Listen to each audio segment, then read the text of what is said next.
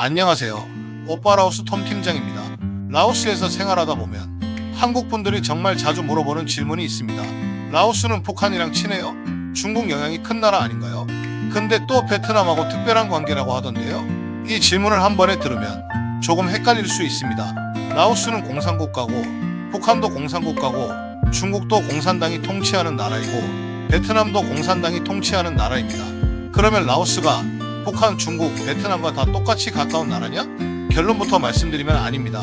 라오스가 북한, 중국, 베트남과 맺고 있는 관계는 셋 다 성격이 완전히 다릅니다. 베트남은 전쟁과 공산화의 과정에서 함께 얽힌 역사적 정치적 동맹에 가깝고 중국은 라오스 경제와 철도, 투자, 무역에 엄청난 영향을 주는 거대한 경제 파트너에 가깝습니다. 그리고 북한은 오래된 사회주의 국가끼리의 우호관계 그리고 외교적 상징성이 남아있는 나라에 가깝습니다. 오늘은 이 세 나라를 통해 라오스가 실제로 어떤 외교를 하고 있는지 쉽게 이야기해 보겠습니다. 가장 먼저 봐야 할 나라는 베트남입니다. 라오스와 베트남의 관계는 그냥 국경을 맞댄 이웃나라 관계가 아닙니다.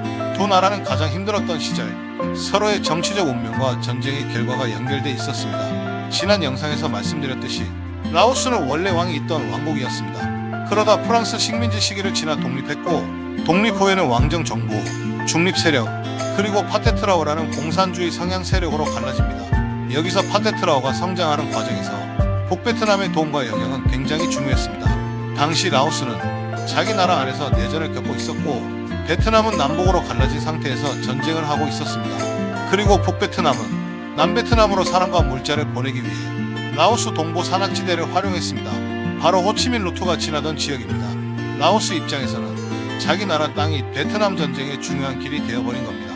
파테트라오와 북베트남은 같은 편에서 전쟁을 겪었고 군사와 정치에서 서로 의지했습니다.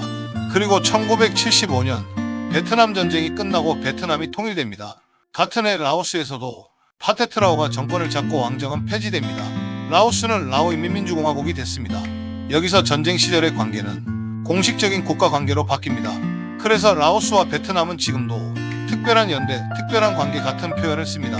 정치권과 당 조직, 국방과 안보, 교육과 인재 양성까지 두 나라는 깊게 연결되어 있습니다.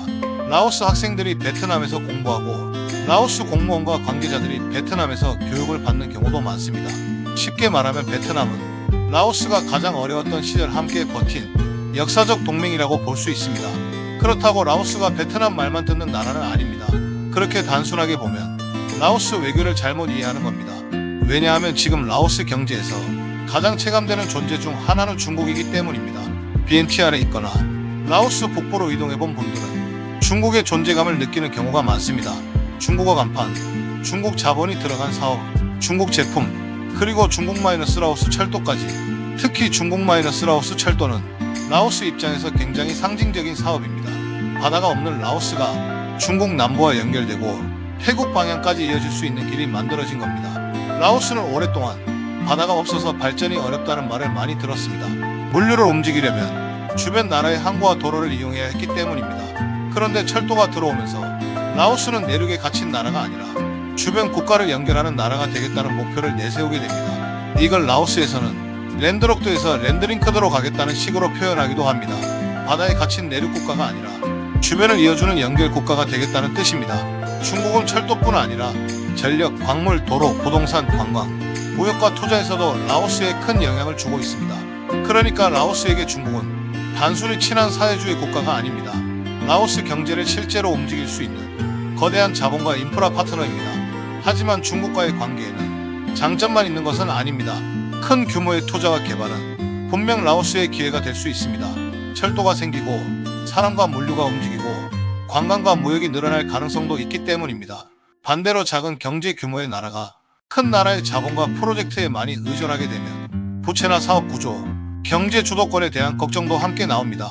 그래서 라오스는 중국과 가까워지면서도 자기 나라에 실제로 도움이 되는 방향을 찾으려고 합니다. 중국은 라오스에 돈과 인프라, 그리고 엄청난 경제적 기회를 주는 나라입니다. 하지만 라오스 입장에서는 중국이 너무 커서 더 조심해야 하는 상대이기도 합니다. 그럼 북한은 어떨까요? 한국 분들이 라오스와 북한 관계를 궁금해하는 이유는 라오스도 공산국가이고 북한도 공산국가이기 때문일 겁니다. 실제로 라오스와 북한은 오래전부터 외교관계와 우호관계를 이어왔습니다.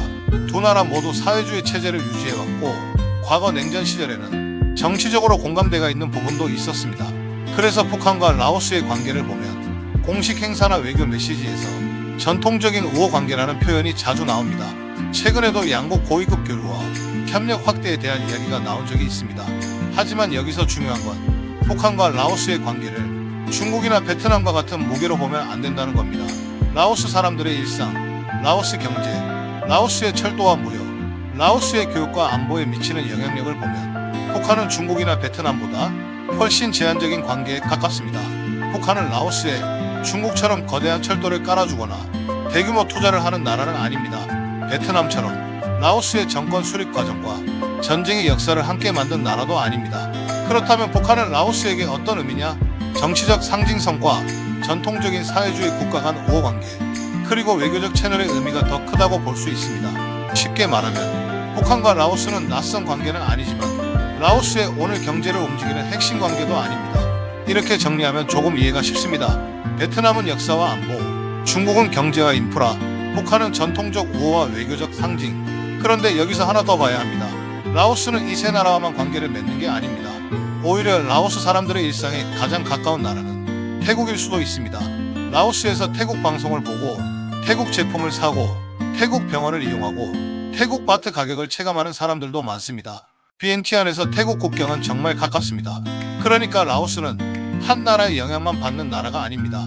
베트남과는 역사적으로 가깝고 중국과는 경제적으로 가깝고 북한과는 외교적으로 우호 관계를 유지하고 태국과는 생활권이 연결돼 있습니다. 이게 라오스의 현실입니다. 그럼 라오스가 이렇게 여러 나라와 관계를 맺는 이유는 뭘까요? 답은 간단합니다. 라오스는 바다가 없는 작은 내륙국가이고 주변에는 태국, 중국, 베트남처럼 훨씬 큰 나라들이 있기 때문입니다. 작은 나라가 살아남으려면 누구 한 나라만 믿고 갈 수 없습니다. 한쪽과는 안보 협력을 하고 한쪽과는 경제 협력을 하고 한쪽과는 생활과 무역을 이어가야 합니다. 이건 배신이나 주석이가 아닙니다. 작은 나라가 현실적으로 살아남는 방식입니다. 라오스의 외교는 조용해 보이지만 사실 굉장히 현실적입니다. 큰 목소리로 누군가 편을 드는 대신 각 나라와 관계를 유지하면서 자기 나라에 필요한 것을 얻으려고 합니다. 베트남에게서는 정치적 신뢰와 역사적 안전망을 얻고 중국에게서는 투자와 철도, 경제 성장의 기회를 얻고 태국과는 생활과 관광, 무역을 이어가고 북한과는 기존의 외교적 우호 관계를 유지하는 겁니다. 그래서 라오스를 두고 중국 편이다, 베트남 영향권이다, 북한과 가까운 공산국가다 이렇게 한 문장으로만 말하면 정확하지 않습니다. 라오스는 이 모든 관계를 각각 다르게 활용하고 있습니다. 그리고 그 중심에는 라오스가 라오스 방식으로 살아남아야 한다는 현실적인 계산이 있습니다. 라오스가 공산국가가 된 배경에는 식민지와 내전, 베트남 전쟁이 있었습니다. 하지만 지금의 라오스는 과거에만 묶여있는 나라가 아닙니다. 역사적 동맹인 베트남, 경제적으로 중요한 중국, 생활권으로 가까운 태국, 그리고 전통적 우호 관계를 가진 북한까지 라오스는 여러 나라 사이에서 자기 자리를 만들어가고 있습니다. 그래서 라오스를 이해할 때는 공산국가니까 북한과 똑같겠네? 이렇게 보면 안 됩니다. 라오스는 라오스만의 역사와 현실, 그리고 생존 방식이 있는 나라입니다. 작지만 아무 생각 없이 움직이는 나라가 아니라 주변 강국들 사이에서 매우 조심스럽게 균형을 잡는 나라. 그게 지금의 라오스입니다. 지금까지 오빠 라오스 톰 팀장이 알려드린 라오스 역사 이야기였습니다.